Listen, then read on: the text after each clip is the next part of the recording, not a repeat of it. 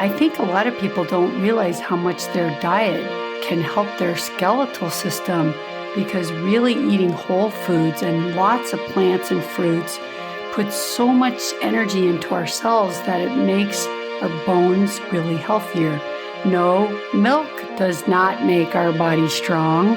Plant-powered diets make our body strong.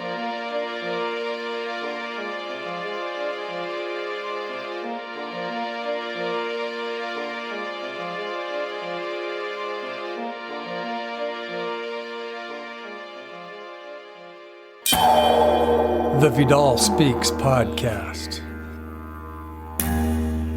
Episode 63, It's a MeSpeaks, Natural Healing for Back Pain and Chronic Back Problems.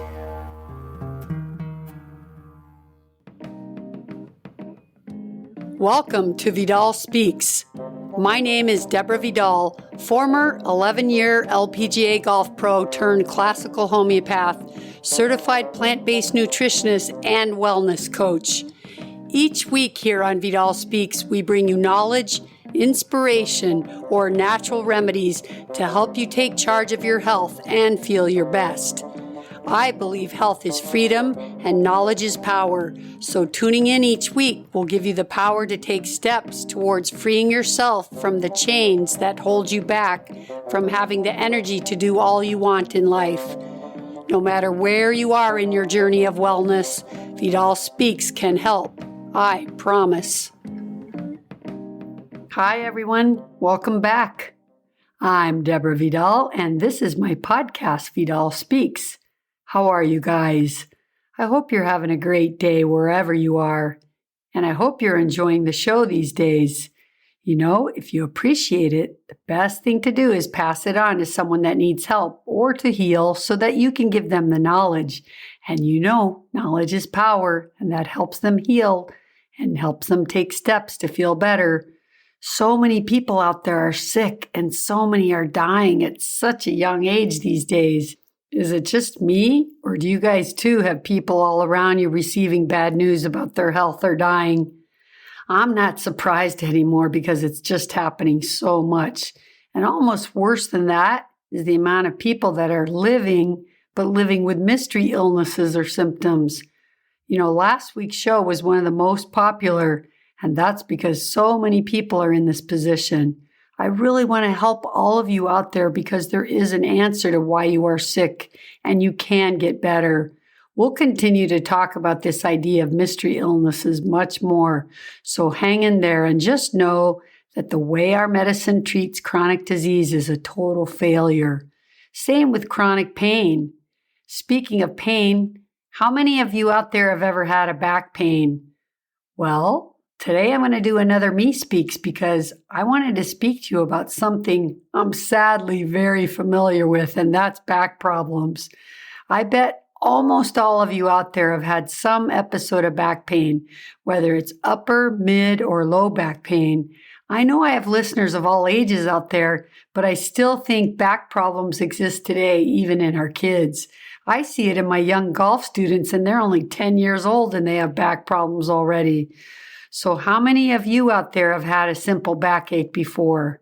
What about sciatica pain? Have you ever had that one? Tingling and numbness in your feet or hands?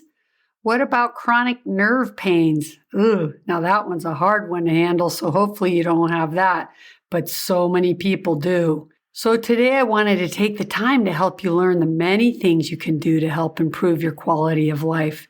Because believe me, I know how limiting life can feel when you have a so-called bad back or recurrent back issues. And if you've never had back pain, first of all, I envy you. But great to listen anyway because you can take a lot of preventative measures to keep your back strong and healthy, as much as possible at least. Okay, so let's start by learning some definitions of spine physiology. I promise you I won't make this like a medical lecture. I just want to have a basic language so you understand what we're talking about. The first word is cervical. This is basically the neck or the top of the spine. And the atlas sits at the very top of the spine, and that's called C1. C stands for cervical. 1 is number 1, meaning it's our number 1 vertebrae. And after that, there's 6 more vertebrae, each numbered. So basically, when you're talking about cervical, you have C1 through C7. And the next section of our spine is called the thoracic spine, and that has 12 vertebrae, and they're numbered T1 through T12. T stands for thoracic, and then 1 through 12. You know that little bump at the bottom of your neck? It runs from there to just above your waist. That's the thoracic spine. The next section is called your lumbar spine, which is your low back, and we have 5 vertebrae there, so they're called L1 through L5. And the final section below the lumbar is called the sacrum. Now, the sacrum is a large triangle-shaped solid base that follows the end of the spine. It intersects with the hip bones, and that forms the pelvis. And because of the size of this sacrum, it's a very strong bone, and it's what helps support our weight of our upper body, because that weight is spread across our pelvis and into our legs. And in my opinion, the sacrum is very important in back pain. So I want you to remember this and look at the pictures of a sacrum when you can Google it. Also, I want you to know that developmentally, the sacrum forms from 5 individual vertebrae that start to join together during our adolescence, and this then forms into this one big single triangular shaped bone. Around the age of 30, this happens. Okay, so the next word we need to understand is disc, our spinal disc. These are our shock absorbers of our spine. Between every vertebra, there is a disc. And a disc is kind of like a jelly donut. You know, they have this kind of stronger outside with a soft gel inside. As we age, our discs begin to erode down. And with injuries, they can bulge or burst. And that creates lots of back pain issues. And the final term or definition that I want you guys to know today is sciatica. The sciatica is a nerve, and this is a nerve that runs from your lumbar, which is your low back, and it goes down each leg all the way down. The problem is that it runs right between a big muscle in your butt called the piriformis, and the piriformis supports the hip in its rotation, and the sciatica nerve runs right between it. So when that muscle gets tight, it causes a lot of sciatica pain. This is a very common form of sciatica pain. Now, when we speak of back issues, it's common to say the number of the location of the problem. The most common area for problems is the lumbar vertebrae, but the lower the number, the more likely a problem. So L4, L5 is a common area of pain, and so is L5S1, which is that space or the disc between the last lumbar and the first sacrum. Get it? I think you do. All right, let's go on. So another common area for our problems is the cervical area. And you know why that is? It's because our head is heavy. It weighs 10 or 11 pounds and it sits up there on our shoulders, but it has to sit on the top of that spine. So it's a lot of weight to just sit there. And with bad posture and other injuries, it's very vulnerable to being damaged, especially the discs between the spine there. Okay, now we're going to talk about some of the problems that we can face. But as I said, I'm not going to get too technical, but I need to tell you some of these definitions because many of you may not have heard them before. And I just want to speak on a level that you either understand it or that I can teach you how to understand it in a very layperson way. I want to provide you with lots of ideas and things that you can do if you or if anyone else you know struggles with back issues. But to do that, we need to speak about the common problems and the common treatments for those problems that may often create more issues, sadly, in the future. And then I want to teach and give you many natural alternative ideas of how you can treat and deal with your back problems.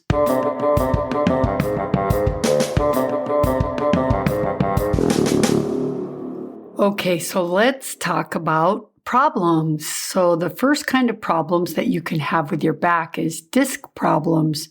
They're most common in the cervical and the lumbar area. But what is a disc problem? Well, your disc, remember, it's that jelly-filled donut. Well, with age, the jelly can kind of dry up and the outer part gets narrowed down from age. They call that chronic degenerative disc disease. I never liked that name because it doesn't really seem like it's a disease. I mean, our skin thins out and wrinkles down, and I don't know, maybe it is a disease, wrinkle disease. But I never really liked that because it makes you feel like you have a disease when really it's kind of a natural process of aging from all the years of your weight on your spine. Those discs begin to wear down.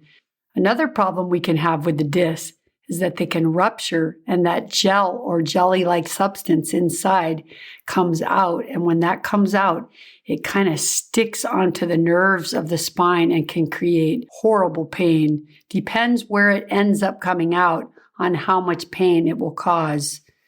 Oh, and probably the most common problem of a disc is a bulge.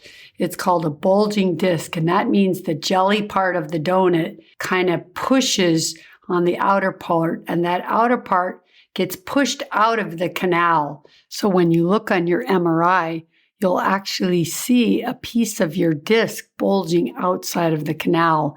And when that happens, there's nerves all around there. So any bulge that sticks out of the canal is usually pushing on a nerve. And it's often the sciatica nerve, and that's what sends the horrible nerve pains down our sciatica nerve or other nerves down our legs, or if it's in our neck, then down our arms and hands.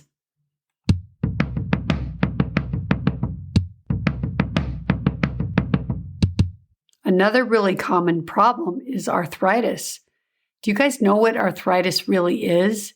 It's actually the bone growing more bone, too much so. So calcium is kind of depositing on the bone and creating the bone to become all irregular and jagged in shape. Not only is it getting larger from the deposit of more calcium in bone, but it's getting all rough and jagged, and we can get bone spurs that stick out, and they could be sticking right into a nerve.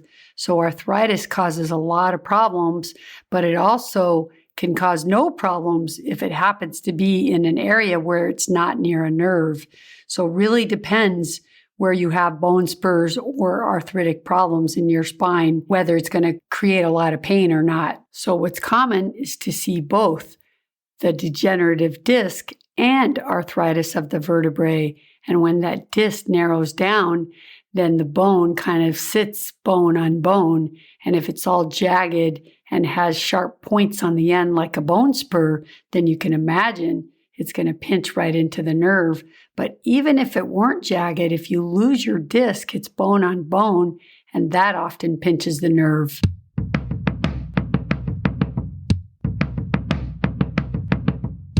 Then there's spinal stenosis, and that means that your spinal canal is narrowing. And stenosis is kind of arthritis that's happening on the inside of the vertebrae towards the spinal canal. So if you start building up those calcium deposits on the inside of your vertebrae, that means that your canal is getting smaller and smaller. So you know what a vertebrae looks like. Now imagine that all that buildup is just depositing on there. Eventually, that area becomes so narrowed down that all the spinal nerves that are running down our spinal canal are just squeezed. This is a very serious problem, but it's also quite common today because many people have arthritis. That's why I tell you guys to take your ionic minerals, because taking calcium made from rocks just deposits calcium all over your body, including your arteries, which sets you up for heart attacks. So take ionic minerals, ionic calcium, ionic magnesium. They're the best.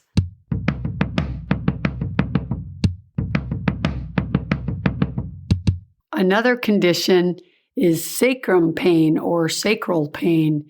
I want to talk about this one because I think it's much more common than people know. Most people, when they have back pain, they feel it, say, in their low back region, and they assume the problem is right where they're feeling the pain. But often, pain is referred and it's coming from somewhere else. I experienced this many times as a professional golfer. I would have back maybe in my lower right side, but the problem was actually on the left side. So pain isn't always an indicator of where your problem is. But I just want to say this about sacrum pain. When your sacrum is not in alignment, you can have pain all around your lumbar area, on one side of your lumbar area, right in your tailbone area. It can really be anywhere. The problem with the sacrum, if you look at the picture, what used to be our vertebrae that go into the middle of that triangle that go down your sacrum there's two little seams there. So the sacrum has this flexible motion. And what can happen in a sacrum, whether it's just from an injury or sitting, actually it can happen so easily, is it gets out of alignment. And once it's out of alignment, your sacral bones don't match each other. So the right one can be higher than the left, or one can be forward and lower, and it can create so many serious back issues. Actually, it's quite easy to fix if you knew that was the problem, but many people don't know how to check for this and know if your problem is coming from your sacrum. And that can lead to many years of chasing down back problems and never having done any work on your sacrum. What I've found is people who bend over just a little bit to get a sock out of a drawer and then drop down to the ground and their back goes out, or someone who's walking the dog and bends over to put the leash on and then they go down. Those kind of vulnerabilities where you feel like your back's going to go out, it's often a sacrum misalignment. And there's specific things you can do for that, and we'll talk about that under the treatment part. But let's finish this first.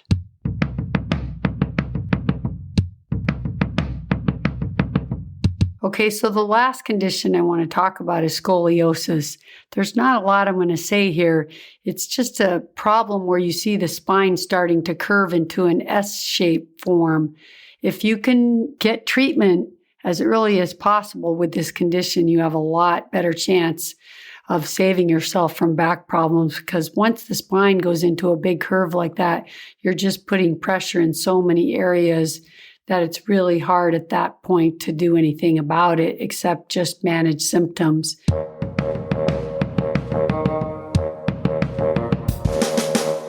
So let's talk about why we get these things. Well, aging. Sadly, there's aging, but everybody ages differently. And if you take care of yourself and you eat a really good diet that has a lot of high, raw, living foods, whole foods, plant-based, I guarantee you, you will live and make your spine last a lot longer than most people. So we can say we all age, but we sure don't age at the same pace.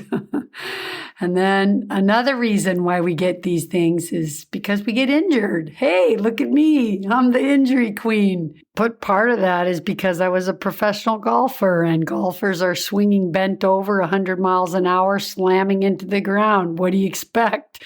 Kind of crazy. But that's another one of the causes. One-sided sports like golf or tennis. But actually sports like tennis or other sports that stand upright like baseball, you don't see a lot of back injuries because they're not bent over. The reason golf is so tough is because you're bent over and you're twisting.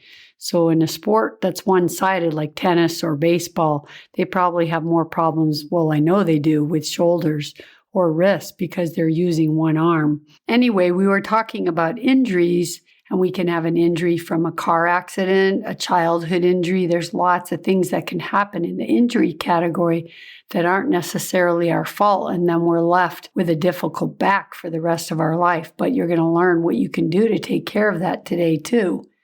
So some other reasons why we get back problems are poor diet. I think a lot of people don't realize how much their diet can help their skeletal system, because really eating whole foods and lots of plants and fruits puts so much energy into our cells that it makes our bones really healthier. No, milk does not make our body strong. Plant-powered diets make our body strong, you guys. So eat those fruits and veggies, the more the merrier.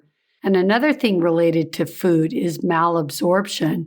That means we could be eating well, but we have a condition that's not allowing us to absorb our nutrients from our food. So if you're a person that had a lot of gut issues all your life, you may be malabsorbing, and it may be worth looking into that if you have some arthritic or spinal conditions. Okay, and then there is excessive sitting or standing. You guys don't do that, right? Oh my gosh, how many people sit too much in the day? Just doing my podcast, I'm sitting so much more. I really have to make an effort to go get on my roller and do my exercises because sitting, it's a killer for your back. And standing, it's not good either. But a lot of people say sitting is worse. One pretty good solution if you're somebody that sits at your desk sitting all day is to buy one of those lifts you can put your computer on, and then you can make your sitting desk into a standing desk. They do make standing desks, and they make desks that go up and down. But this is a great solution if you're someone at work that has to sit all day. You can even buy these little accordion things that you can put on your desk. So you don't have to buy an expensive desk already. You can buy these devices that turn your desk into a standing desk. And one little tip, if you're someone that has pain when you're sitting, it's likely you have a bulging disc. And if you have pain when you're standing, it's likely that you may have spinal stenosis or that you have a narrowing of a canal. It could be a bulge, but the bulge is towards the inside and narrowing the canal. So standing is more that, and sitting is more the bulging disc to the outside. And the last reason that we're going to talk about why you can get back problems is from poor posture. Oh my gosh, this is becoming an epidemic now. Have you ever looked around just driving your car and watching people walk, looking at their iPhones and their Android phones? Their neck is bent forward and down. They're walking while they're reading. They're walking while they're texting. This really is going to become a huge problem because head forward position is a horrible position for the spine. It causes lots of issues over time. So poor posture could be rounded shoulders, but head forward is really probably the most common. It also could be that kind of sway back where you have that big curve in the lumbar down there, or it could be a flat lumbar down there. But either way, posture is extremely important in maintaining a healthy spine.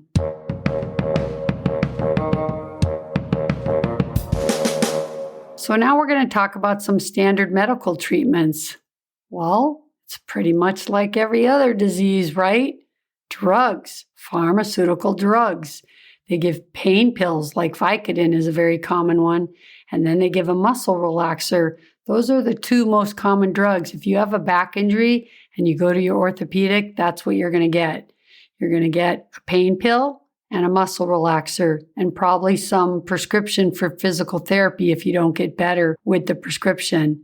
But the problem with prescribing Vicodin and a muscle relaxant, especially the Vicodin, what's it doing for your back problem? Nothing. I mean, to take an opioid drug to take your pain away when it's not doing anything for the inflammation, it's not doing anything for the out of alignment. So you're really just getting the patient addicted. And now you can understand why we have a huge opioid addiction in this country and probably in the world.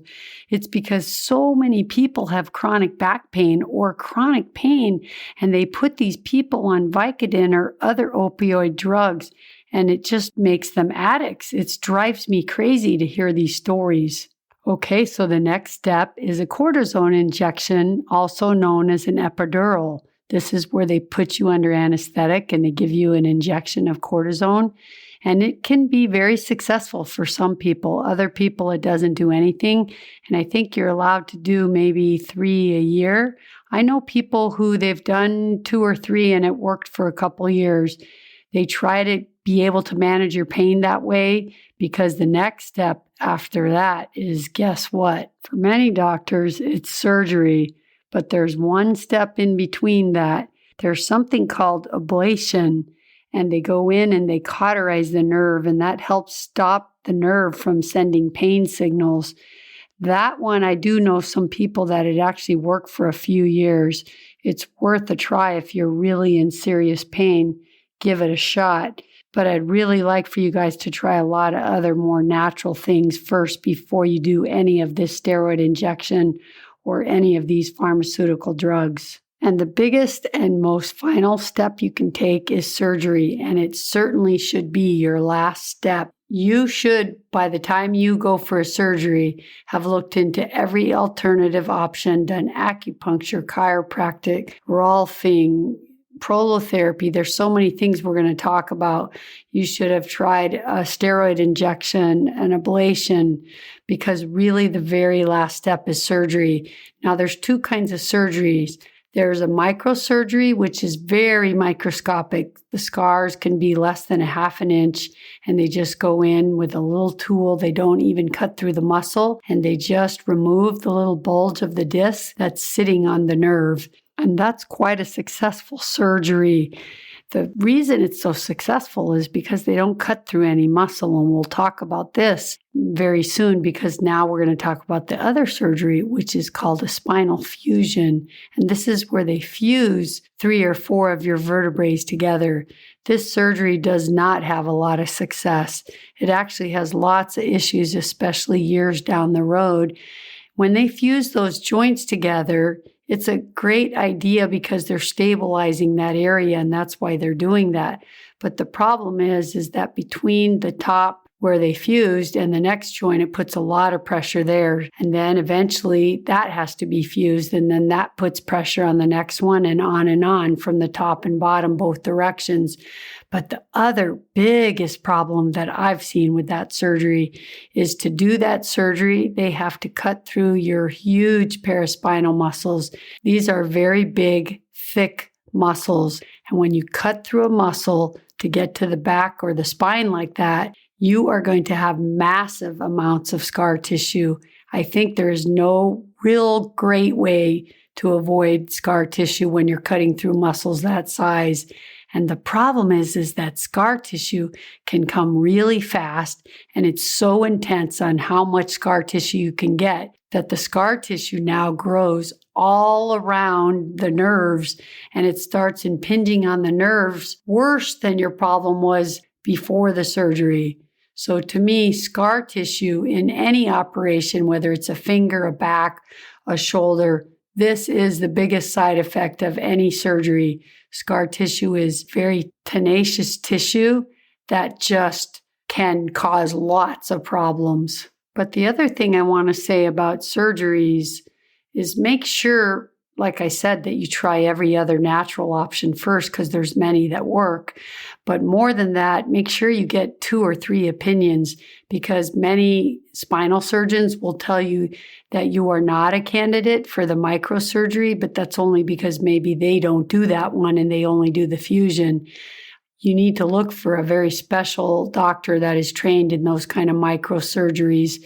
And then you need to get 2 or 3 opinions to make sure that they're all saying the same thing. But honestly, this is your very last step, as I said.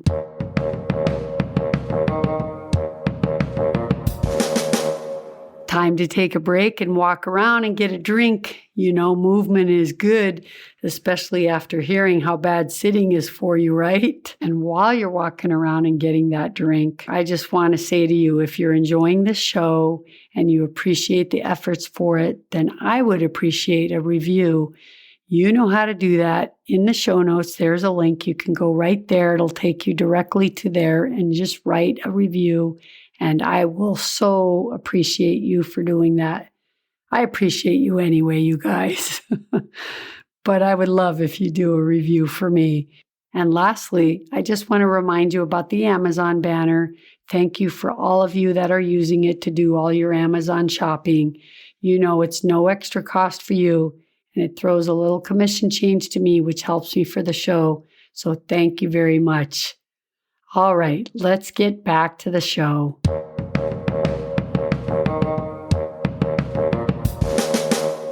Wow, I hate even talking about those kind of medical options because they're so extreme and they're so permanent. So now I get to talk about the exciting part, alternative treatments. Okay, so what are some alternative treatments? Well, there's massage. There's Rolfing, which is also called structural integration now. There's prolotherapy, chiropractic, acupuncture, physical therapy, stretching, yoga, Pilates, gyrotonics, and then there's some other natural treatment choices like, guess what?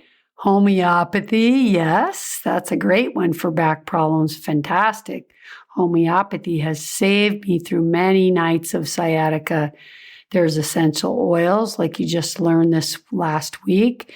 There's anti-inflammatory essential oils, but there's also anti-inflammatory supplements like turmeric, MSM, proteolytic enzymes that help with pain and inflammation. There's herbal teas and tinctures, lots of herbal remedies that you can do for pain and inflammation. Now I want to take you through some of these treatments so I can explain some of them in further detail.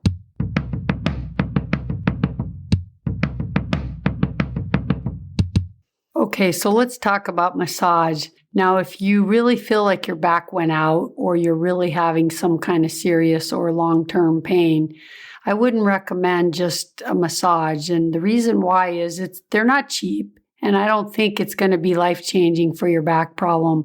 I think massage is fantastic if you're wanting to do preventative work for your back, but I would get a very specific kind of massage, like a sports massage, or I would use someone that's really good with athletes or knows the body extremely well, more like a physical therapy or sports massage.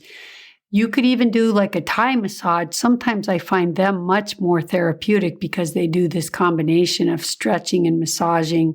That's helped me over the times, especially if you know where your tight areas are, and then you can ask them to concentrate on those areas. I prefer to do something like Rolfing or structural integration. It's a little bit like physical therapy and massage put together, but Rolfing is very specific. It's looking at very specific problems in an area, and it's working on putting them back in alignment and not just rubbing a knot out of a muscle. So to me, Rolfing or structural integration could be a great treatment plan if you are really having some problems. One of the issues with Rolfing is they make you do this whole 10 series thing. If you can find a Rolfer and just ask them to do one acute treatment on your low back and see if it helps you, it might be a good idea. I found somebody that would do that for me when I knew my sacrum was having a problem. But anyway, Rolfing is a great one.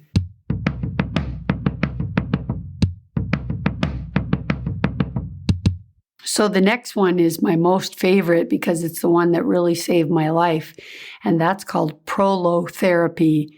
That's Prolo therapy. Prolotherapy is a combination of dextrose, which is just sugar water, and an anesthetic.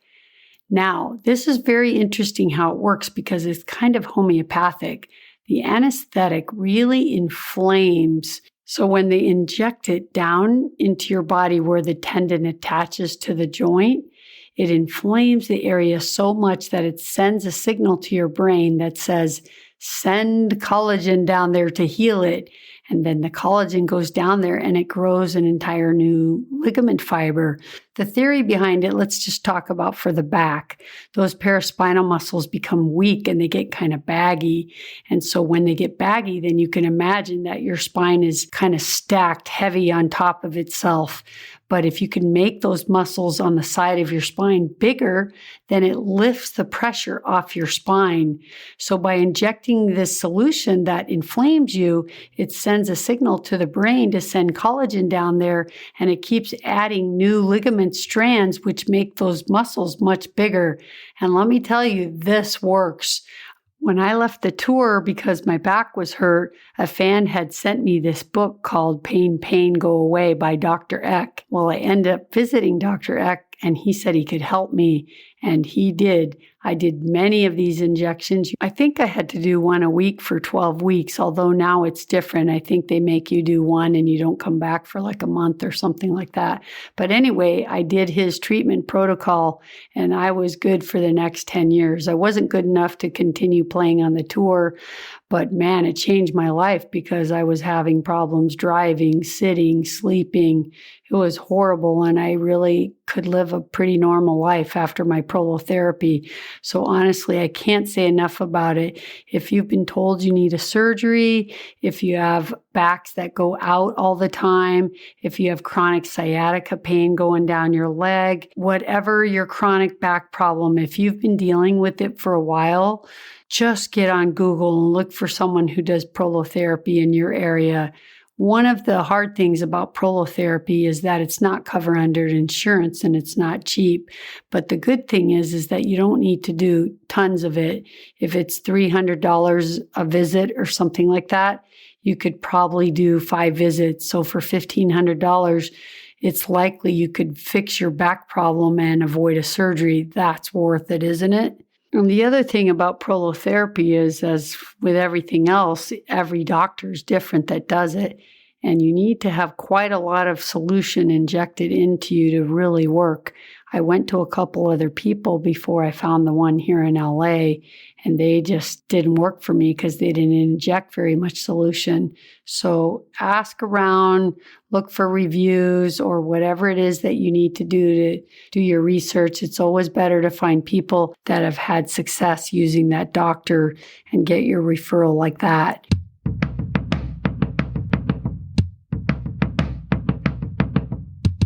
Okay, chiropractic. Now, you guys know because you heard on my podcast, my chiropractor, his name is Dr. Twang, and he's in episode 29 if you want to take a listen. It's a very special kind of chiropractic that's called upper cervical chiropractic. There's many different chiropractors out there. That's my favorite. I've seen probably 150 chiropractors because we had them in our locker room on the tour, and I would use them every week. So I know quite a lot about chiropractic techniques, but this one is really my favorite. And it's interesting. I would never have thought it would become my favorite because they only adjust your first cervical. That's it. And it's not the typical cracking adjustment. And I always felt like I really needed to have my neck cracked, and any other treatment that people tried on me didn't work. But this treatment is so successful and it helped me so much. So listen to that episode if you haven't. And if you have and you're having back issues, even if it's low back issues, it's all related. Your cervical neck and your sacrum is all related. It's one big long spine that has spinal fluid running through that canal. And it's really important to have the neck in alignment for the sacrum to be in alignment.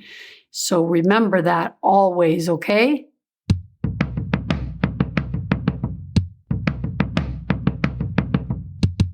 Acupuncture. Now, I haven't talked to you about my acupuncture doctor, Dr. Lee. He's my favorite. I used a lot of acupuncture. When I was in Japan, I used a lot. I had one amazing experience and everything else was not a success for me. And here in the States, when I would have migraines, I tried acupuncture. When I had back pain, I would try acupuncture, and I just never had success. I kind of gave up on it.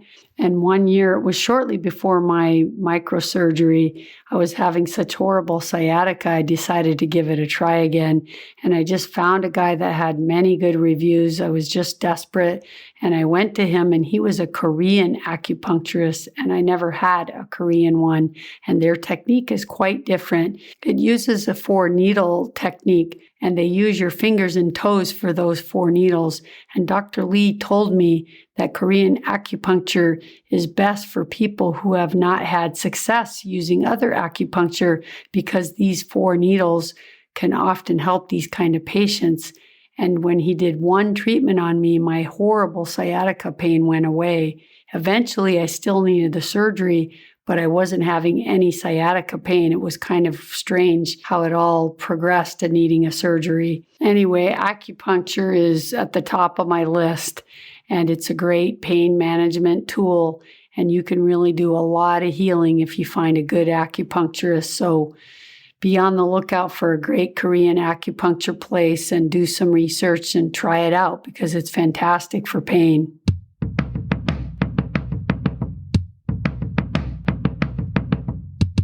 Physical therapy. Well, physical therapy, you need a prescription from your doctor. So you're only going to probably do that if you've gone to the doctor having back problems and they've given you the Vicodin and the muscle relaxant. Maybe the next step is they're going to say, let's try some physical therapy. Honestly, you guys, I've done so much physical therapy. It just never really worked for me. I think they can teach you a lot of good at-home exercises, and you can roll on the roller and they can do some massage and some ultrasound. So it's basic and it definitely can help. And I know people who have gotten their backs better and stronger, but it's so much work to drive to therapy and do all this work there when a lot of the stuff you do there, you can do at home. So it's not my first go-to, although I do think they can teach you the basic things about protecting your back and how to take care of it.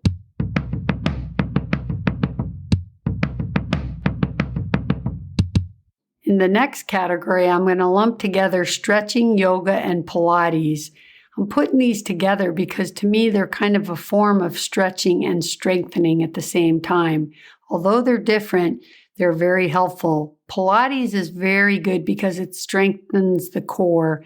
And when people have back issues, they often have weak ab muscles and they're imbalanced. And so Pilates is very strong on focusing in that core area.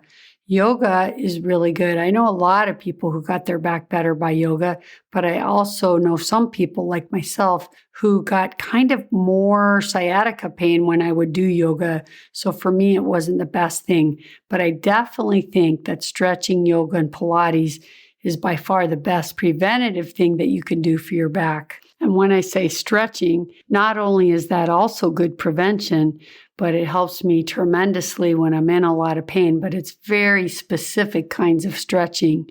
I love to use my big foam roller, and I know exactly my tight spots, like in my left glute or my left buttocks. When that starts getting tight, I know my low back's getting more unstable and I have to pay attention. I like to roll on my roller, like up and down my back and turn it lengthwise and lay on the top of it and stretch my shoulders over it. I like to roll it on the top of my sacrum and both of my glute muscles on the right and left, but especially my left. And then my most favorite is to do my tennis ball exercises with Gary Crowley. Remember, he was just episode 58. If you haven't listened to him, it's a must. Honestly, this is the one exercise that I usually can get myself out of trouble. It helps really a lot. So I highly recommend listen to it and go to his website, which is posted in the show notes of that episode, or it's doityourselfjointpainrelief.com if you want to remember that. Anyway, don't forget that because that's really a fantastic one.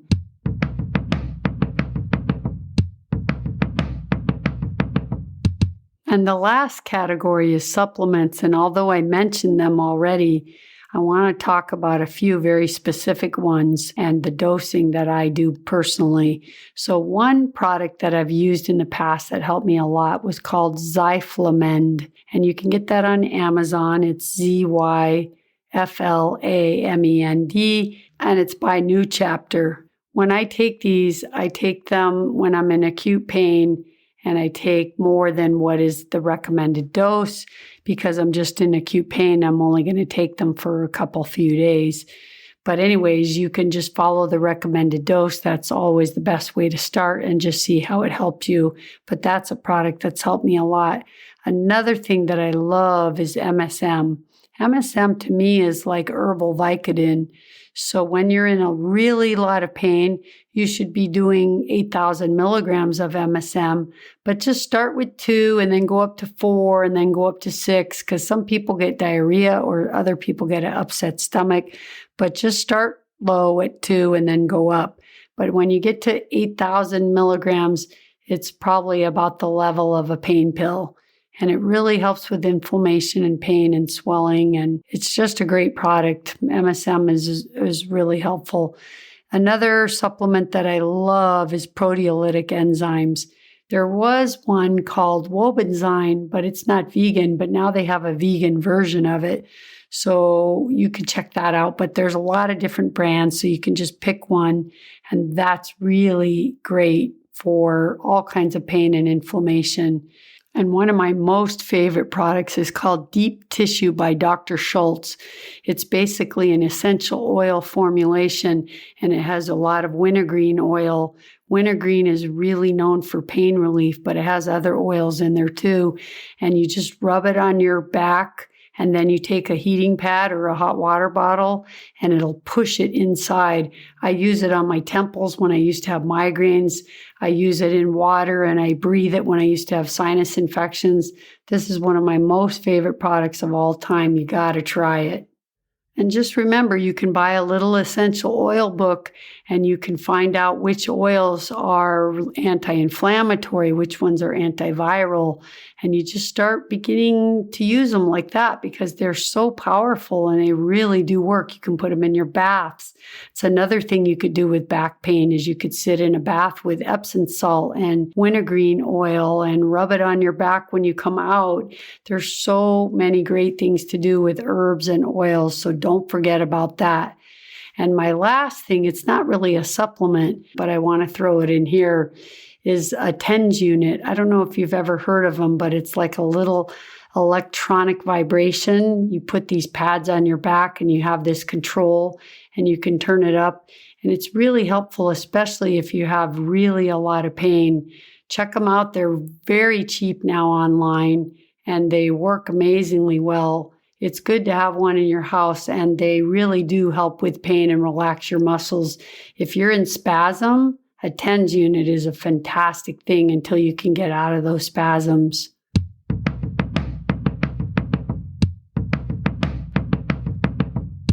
And the last and most important one is homeopathy. Now, you guys know it wouldn't be a Vidal Speaks podcast if I didn't tell you about some homeopathic remedies, right? But in back pain and acute back problems, homeopathy shines. But the problem with homeopathy is if you don't know it really well, then you got to buy your book and you look up your symptoms and you're limited to just a few remedies. But honestly, if one of those remedies works, it's a miracle, so it's really worth a try. Now, one of the most common symptoms that people look for help with is sciatica pain because it's so horrible. And I've used homeopathy for sciatic pain with great success. One of my favorite remedies for sciatica pain is Rhus Tox. That's RHUS -TOX. That's the abbreviation. It's Rhus Toxicodrin. But anyways, try it. You have nothing to lose if you're having sciatica, especially if it's a little worse when you lie down and a little better when you begin to walk. That's a very strong modality for Rhus Tox. And I'm going to give you one other one to try. It's called Hypericum. Hypericum is a fantastic nerve remedy. It's not just sciatica nerve, but it's very good for tailbone. It's good for sciatica. It's good for all kinds of nerves. If you pinch your finger in a door and you have the throbbing nerve pain in your finger. But since we're talking about backs, I'm going to tell you about Hypericum in back pain. That can be a very helpful remedy. Those are like my two favorites. I could teach you lots of remedies for back pain, but there's so many, and there's so many reasons to choose a different remedy. Okay, I'll teach you one more. Bryonia alba. Now, Bryonia's main symptom is that they hurt to move. So if you have a back condition where your back went out and you can barely walk, I would be taking Rhus Tox, and I would probably alternate that a few hours later with Bryonia. And then I would do Rhus Tox a few hours later and then Bryonia. It's really a healthy combination to get your sciatica pain and get you up and moving again. But don't forget homeopathy. Get your kit, get your book, and for sure, make sure you have a local practitioner that you can go visit whenever you have something wrong.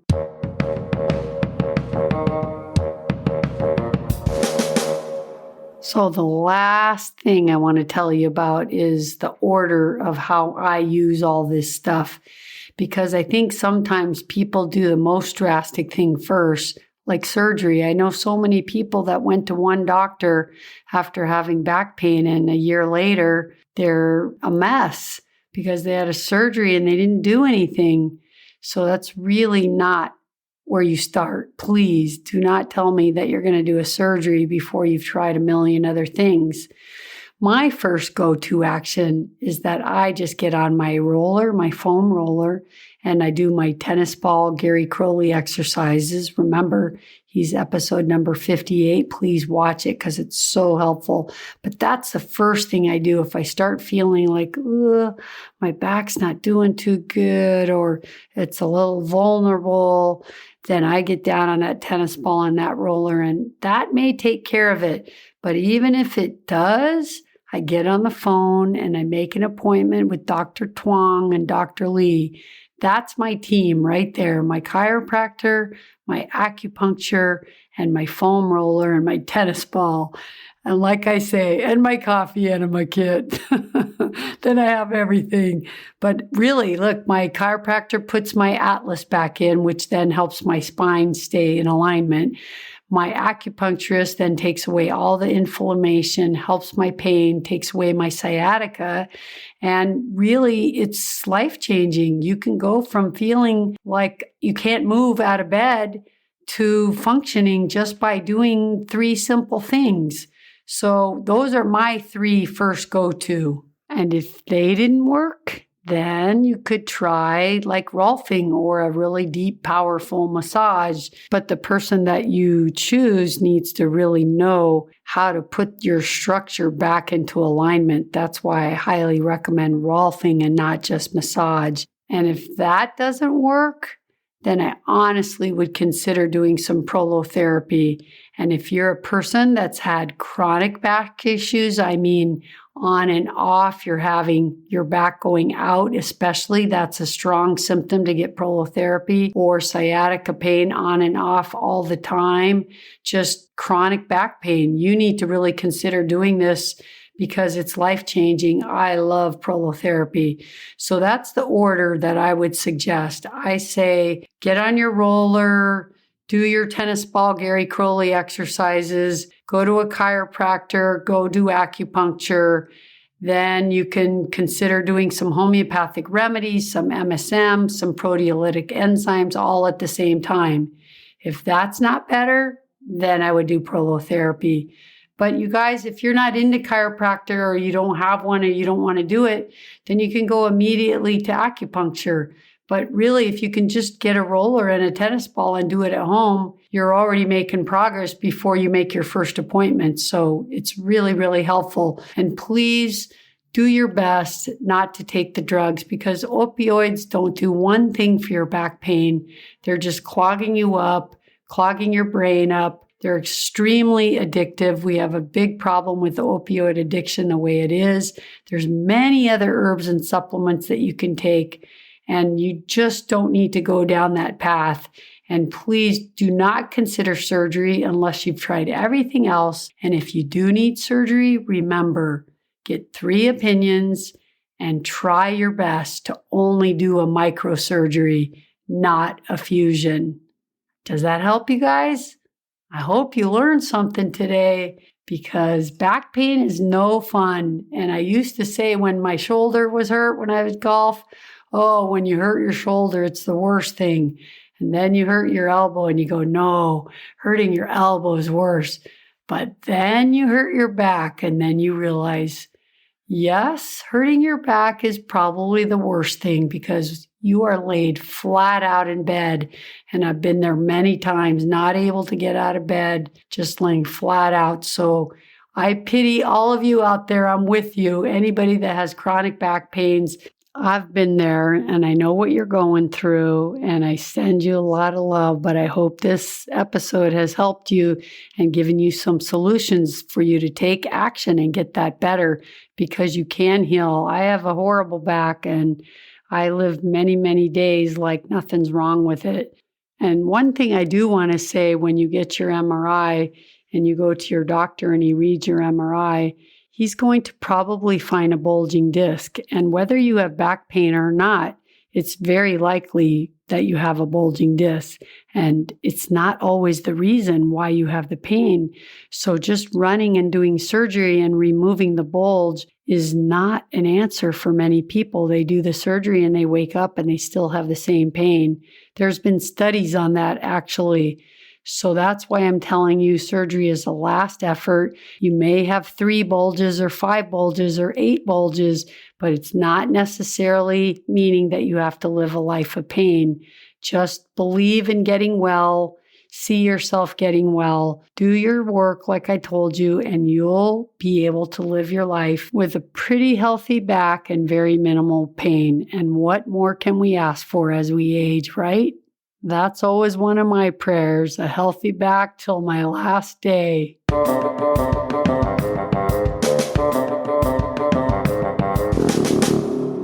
Well, you guys, I hope you learned a lot today. And whether you have back pain or not, I'm sure you know someone that does, so hopefully this information will help you or someone close to you. Well, you know what time it is now, right? Yep, it's time to say goodbye. Vidal has spoken. Remember now, you heal with a plant-powered diet, homeopathy, and detoxing, of course. Peace. Be healthy. Be free. Live life.